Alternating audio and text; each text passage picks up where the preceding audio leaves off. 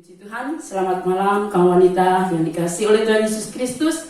Malam ini saya sangat senang sekali masih bisa hadir di tengah-tengah ibu-ibu semua di masa pandemi ini. Walaupun kita tidak bisa berkumpul memuji Tuhan bersama dari rumah, tapi itu tidak mengurangi kuasa dan hadirat Tuhan di tengah kita. Mari kita akan mulaikan dengan berdoa. Sebelumnya kita angkat pujian. Sekalipun pohon ara tidak berbunga.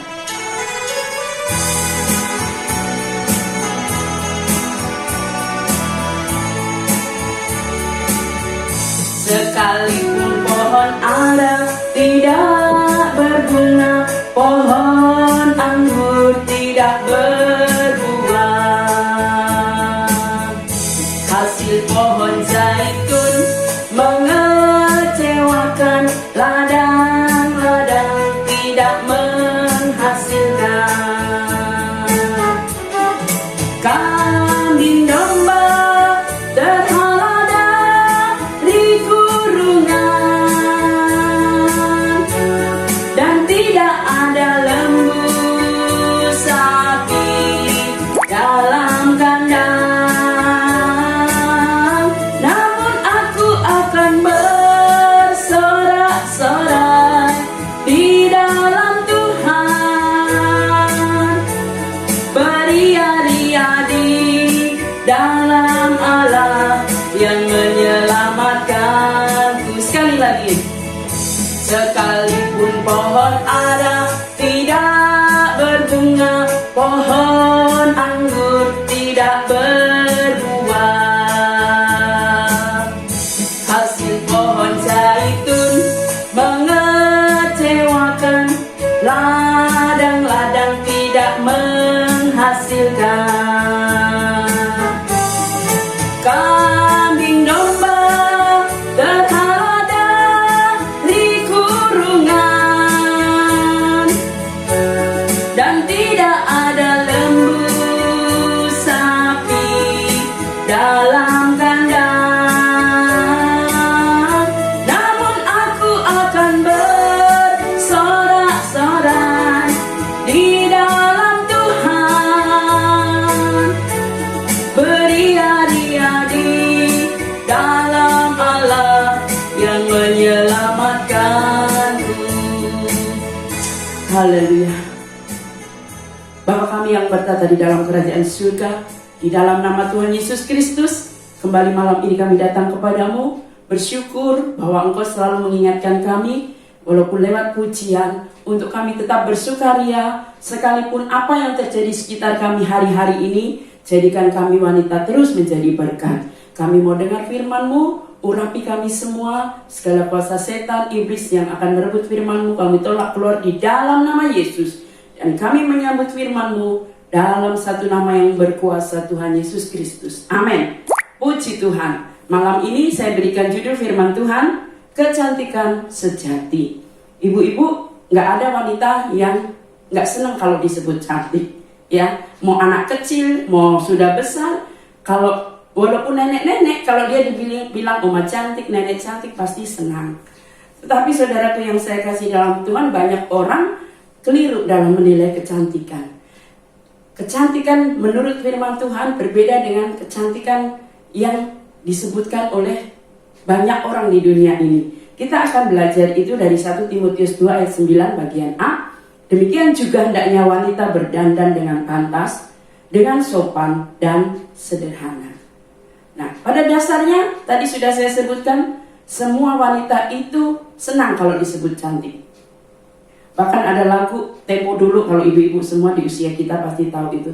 Cantik itu sebutan yang didambakan wanita. Nah, itulah sebabnya sejak zaman rasul-rasul, wanita berdandan. Dari ayat ini kan dikatakan demikian juga hendaknya wanita berdandan. Nah, kita semua tahu itu konotasi berdandan. Itu berarti mempercantik wajahnya, tubuhnya, supaya terlihat bagus, terlihat elok di mata orang. Nah, saudara, tiap wanita itu sesungguhnya punya daya tarik sendiri-sendiri. Jadi jangan sekali-kali kita ingin seperti A, B, C. Belum tentu kita mengenakan apa yang dipakai A itu sesuai dengan kita. Jadi bersyukur Tuhan sudah menciptakan kita dengan karakter kita masing-masing. Nah, dengan keistimewaan dan keunikan masing-masing. Jangan kita mencari atau meniru-niru mode orang lain. Akhirnya banyak orang yang salah karena ingin irungnya mancung seperti orang operasi plastik, ya kan? Karena orang ingin, pada dasarnya firman Tuhan tidak melarang kita berdandan, pakai bedak, pakai baju bagus, nggak salah. Tapi kalau sudah mulai operasi menyakiti tubuh, pakai obat-obatan yang akhirnya bahan kimia itu merusak tubuh kita, itu bukan hanya tubuh kita yang sakit, tapi itu menyakitkan hati Tuhan. Karena kita sudah merusak pemberian Tuhan, yaitu tubuh kita. Nah, kamu wanita yang dikasihi Tuhan, ayat ini muncul pasti ada latar belakangnya. Latar belakangnya adalah bagaimana kota Efesus itu ada di provinsi Romawi, Asia Kecil. Kalau sekarang mungkin ada di wilayah barat Turki. Ya, ibu tahu kalau lihat di TV kan ada itu film Turki, bagaimana cara wanita-wanita pasti ada ya kemiripan berdandan mereka. Nah, kota Efesus itu juga adalah merupakan kota pelabuhan, ya. Banyak kapal berlabuh, jadi kota yang strategis. Kalau namanya pelabuhan, banyak kapal, berarti kan banyak orang yang pegawai di kapal ya. Nah, pasti mereka banyak uang, pasti dia singgah di situ untuk menghabiskan uangnya juga untuk berfoya-foya di pelabuhan itu. Nah, kota Efesus juga adalah kota mode. Nah, karena banyak gedung-gedung kesenian dibangun di sana. Kalau saudara baca di dalam Kisah Rasul 19 ayat 29.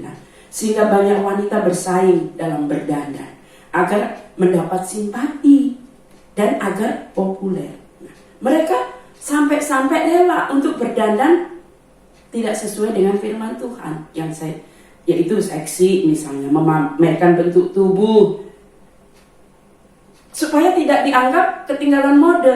Karena kalau dia tidak berdandan yang seperti saya sebutkan tadi, orang akan menyebutnya kuno atau ketinggalan mode. Kalau kita baca di dalam ayat 9 dari bagian B, rambutnya jangan berkepang-kepang, jangan memakai emas atau mutiara atau pakaian yang mahal-mahal. Sekali lagi, bukan berarti kita nggak boleh ngepang rambut. Tuhan tidak melarang wanita berdandan agar cantik. Tapi bagian A tadi dikatakan, hendaknya dandanan itu pantas, sopan, dan sederhana. Nah, cantik fisik itu tidak cukup kalau tidak disertai inner beauty atau kecantikan dalam hati. Nah, apa yang dimaksud kecantikan dalam firman Tuhan, saudara? Kecantikan dalam firman Tuhan yang pertama itu cantik dalam perbuatan. Ya.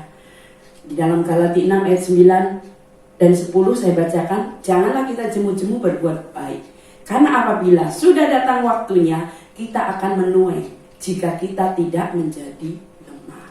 Nah, saudara, jadi wanita yang dikasihi Tuhan bersyukur bahwa kita wanita, kita boleh berdandan. Berdandan itu kan supaya terlihat cantik, bersih. Ya, sering saya katakan wanita itu jangan mentang-mentang gak boleh berdandan, gak pernah mandi, gak pernah cuci rambut. Nah, nanti orang yang di sebelahnya boro-boro mau dengar kesaksian atau apa yang kita bicarakan, kabur kan. Nah, untuk berdandan, merawat tubuh, mandi, keramas, sikat gigi, sebagainya itu menurut firman Tuhan tidak salah. Karena itu adalah untuk apa? Supaya kita merawat tubuh kita cantik ya. Orang lain tidak takut dekat dengan kita. Tapi itu saja tidak cukup. Kecantikan dalam berbuat baik itu yang lebih penting ya. Nah, di sini dikatakan kalau sudah datang waktunya kita akan menuai. Jadi perbuatan baik apapun yang ibu-ibu lakukan itu tidak ada yang sia-sia. Apalagi kita kerjakan dalam Tuhan. Di masa pandemi seperti ini, kadang untuk berbuat baik itu orang berpikir dua kali ya. Oh, nanti daripada saya mau berbuat baik tapi malah saya yang kena penyakit. Saya mau berbuat baik, saya sendiri kurang. Saya sendiri hari-hari begini nggak tahu ke depan. Tetapi firman Tuhan bilang apa? Bahwa kalau kita berani untuk berdandan dengan perbuatan baik ini, maka itu tidak pernah akan sia-sia. itu cantik di mata Tuhan. Itulah yang menyenangkan hati Tuhan. Bukan hanya menyenangkan hati orang yang melihat fisik kita, tetapi Tuhan senang melihat hati kita. Ayat 10 dikatakan, karena itu selama masih ada kesempatan bagi kita, marilah kita berbuat baik kepada semua orang, tetapi terutama kepada kawan-kawan kita seiman. Garis bawahi di sini. Kita berbuat baik kepada semua orang. Tetapi kenapa ada kata terutama kepada teman-teman seiman? Rasa-rasanya nggak mungkin orang bisa berbuat baik kepada orang jauh, semua orang. Kalau hanya kepada teman seiman saja, dia nggak bisa berbuat baik. Nah, saudara yang dikasihi Tuhan, biarlah kita mau berpakaian berdandan seperti ini, menyenangkan hati Tuhan. Kita peduli terhadap teman-teman seiman, saudara seiman, bahkan kepada orang lain. Itulah yang cantik di hadapan Tuhan. Yang kedua, cantik dalam perkataan. Efesus 4 ayat 29, janganlah ada perkataan kotor keluar dari mulutmu, tetapi pakailah perkataan yang baik untuk membangun, di mana perlu, supaya mereka yang mendengarnya beroleh kasih karunia. Nah, kawan wanita yang dikasihi Tuhan, mari kita berdandan dengan perkataan yang baik, perkataan yang membangun, supaya orang yang mendengar itu beroleh kasih karunia. Tidak sebaliknya, kita pakai mulut kita untuk menggosip, menfitnah, mendorong orang untuk berbuat jahat. Ada kan banyak contoh, istri Ayub melakukan hal yang sama kan, lalu Ratu Isabel, ya. Kita jangan sampai meneladani apa yang tidak baik, tetapi mari kita mau belajar untuk tetap memperkatakan perkataan berkat. Walaupun situasi memang tidak baik, jangan sering mengeluh apalagi didengar oleh orang lain. Bagaimana mungkin orang akan mendapat berkat dari kita kalau kita cuma bisanya mengeluh, pusing, payah, ya kan? Mati aku, situasi seperti ini. Itu yang mendengar mungkin akan merasa, loh kok ini katanya orang percaya tapi perkataannya tidak mendatangkan berkat. Jangankan orang lain, mungkin di dalam keluarga saja akan mempertanyakan. Nah, sehingga orang tidak dibangun rohaninya.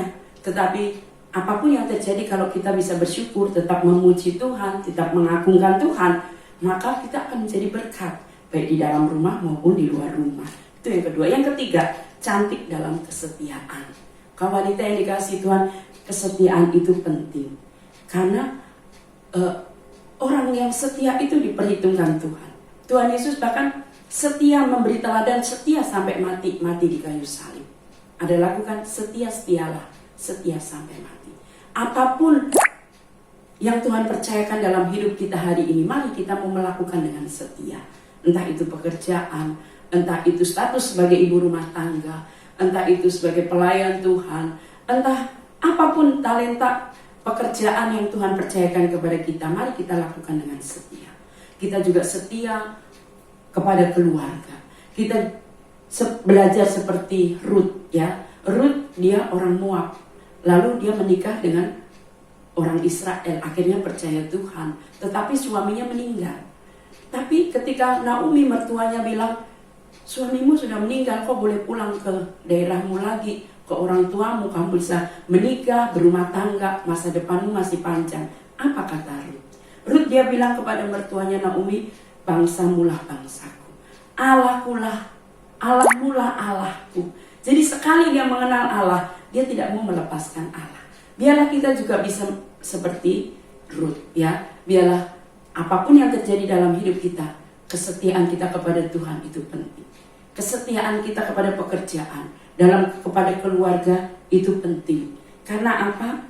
Kalau Ruth membuktikan kesetiaannya kepada Tuhan dan mertuanya, akhirnya hidup Ruth luar biasa. Dia orang Moab, tapi dia salah satu menjadi nenek moyang. Silsilah Yesus itu ada nama Ruth, ya. Karena akhirnya Ruth menikah dengan Boaz dan dia melahirkan, di antaranya adalah akhirnya pada silsilah itu jatuh kepada Tuhan Yesus. Nah, jadi saudara akan dipakai Tuhan dasar luar biasa kalau ibu-ibu tetap setia beribadah kepada Tuhan, setia berdoa. Karena kadang jujur aja kita mungkin nggak ada waktu ya untuk berdoa sendiri. Minimal kalau lagi ibadah seperti malam hari ini kan ada yang mendorong, ada yang mengajak, otomatis kita menyiapkan waktu. Nah, itu adalah cara Tuhan mengasihi ibu-ibu semua untuk tetap mendengarkan firman-Nya. Yang keempat, cantik dalam hal apa? Kesabaran. Nah, orang yang sabar itu cantik. Coba saudara dandan cantik, habis dari salon, tapi saudara marah-marah, tetap aja kelihatan jelek. Di dalam Amsal 16 ayat 32, bagian A saja saya bacakan, orang yang sabar melebihi seorang pahlawan. Nah, saudara, luar biasa bukan? Pahlawan itu kan dipuja-puja oleh satu bangsa, satu negara, di mana dia menjadi pahlawan di negeri itu. Tapi orang sabar melebihi. Nah, jadi Tuhan begitu menghargai orang sabar. Sebab itu dalam situasi keadaan apapun, biarlah kita mau belajar sabar. Karena setiap hari pasti ada saja orang yang membuat tidak sabar. Apalagi kita wanita, ibu-ibu, entah itu anak, entah itu suami, entah itu pekerjaan, situasi, keadaan, bikin hati kesal. Tetapi firman Tuhan ingatkan, kalau kita mau cantik di hadapan Tuhan, mari kita mau sabar. Kesabaran itu buah roh. Kalau kita dekat Tuhan, pasti Tuhan beri roh kesabaran itu. Yang kelima, satu lagi, wanita cantik adalah wanita yang tegar. Tegar menghadapi apapun, tidak mudah lemah dan putus asa. Biasa orang menyebut wanita itu lemah, ya kan? Tetapi sesungguhnya saudara, ada contoh wanita yang tegar, wanita kuat di dalam Alkitab. Salah satunya kalau saudara ingat di dalam Hakim-Hakim, saya nggak catat di sini ya, ada seorang yang bernama Deborah. Dia istri Lapidot, berarti dia seorang ibu rumah tangga. Tetapi saudaraku yang saya kasih dalam Tuhan, dia menjadi nabiah. Dia menjadi hakim untuk bangsa Israel. Saudara tahu zaman itu belum ada emansipasi wanita. Bahkan wanita itu nomor sekian, ya.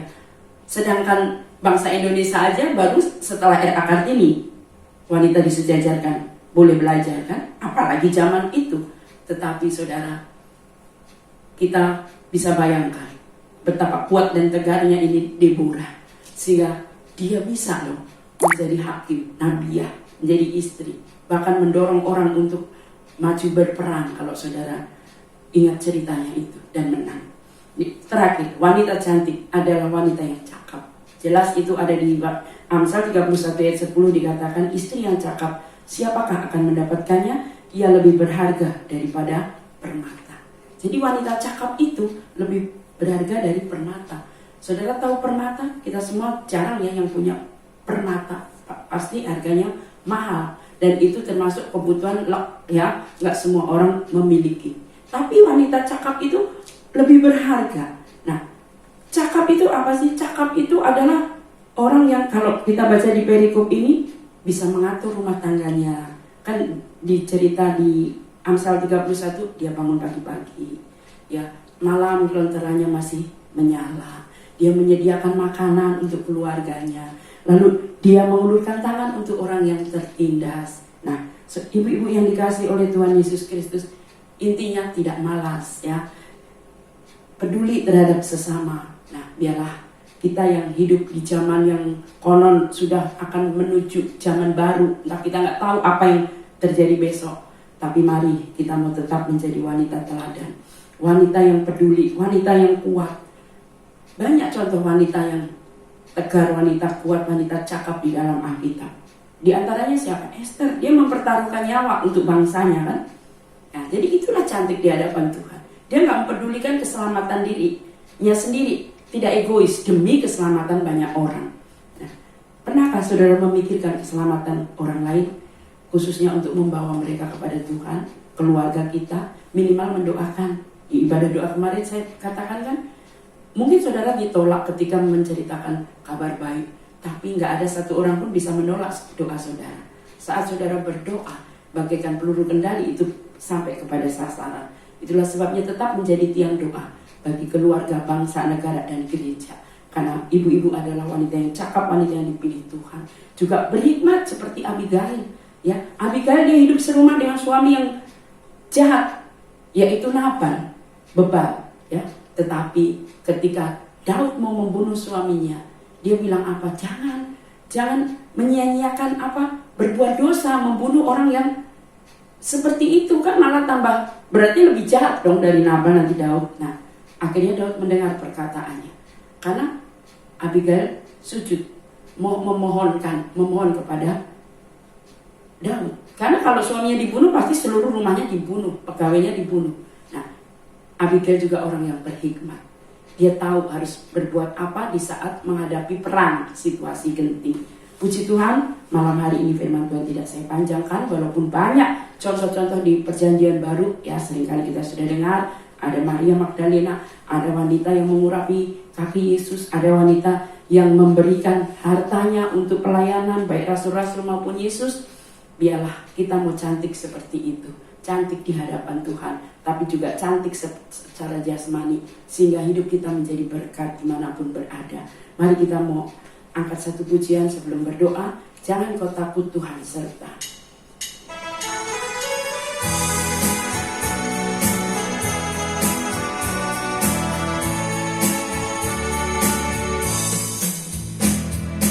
Jangan kau takut, Tuhan serta. Jangan kau bimbang, Dia ada.